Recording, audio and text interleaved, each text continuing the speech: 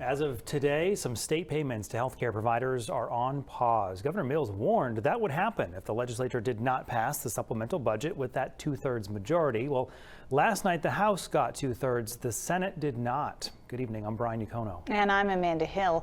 While those payments are on pause, the chamber will once again meet tomorrow morning to tackle the budget issue. Donovan Lynch is tackling the developments in Augusta. This bill fails passage to be enacted. In Augusta, all eyes on the fate of the supplemental budget. I never want to count something as over. You know, we just need to get this done.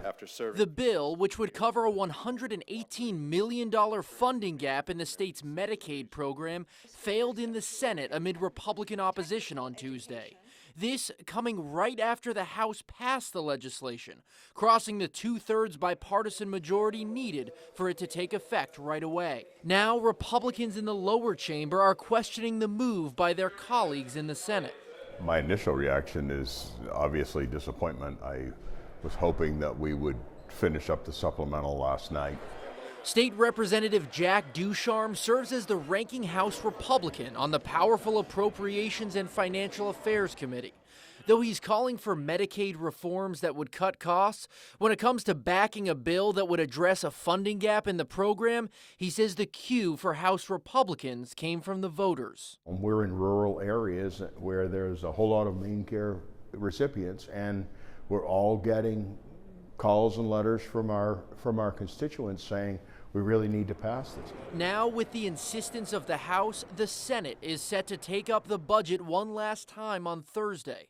But there's little evidence the result will be different as both parties stick to their guns. In a statement Wednesday, Republican Senate Minority Leader Trey Stewart writes, quote, "I have made it very clear to my Democratic colleagues that without substantive welfare reform, there would not be enough votes for my caucus to ensure 2/3 passage of the budget in the Senate." I want to be very clear that the amendment in front of you... Democrats are dug in. After receiving broad GOP support for an amendment with concessions to Republicans like limits to general assistance money for housing, Senate President Maddie Daughtry has made clear that was her last offer. You can't keep coming back with a list of demands over and over and over and over again. Ahead of the vote, some Senate Democrats like Joe Baldacci are already preparing for the bill's ultimate defeat. So we have to make a final vote. And at this point, I would consider it making a respectful burial unless something dramatic happens. I disagree with Senator Baldacci. I know that there's the reality that we might not be able to get enough votes. And the Senate will reconvene to take up the supplemental budget on Thursday at 11. In Augusta, Donovan Lynch, News Center, Maine.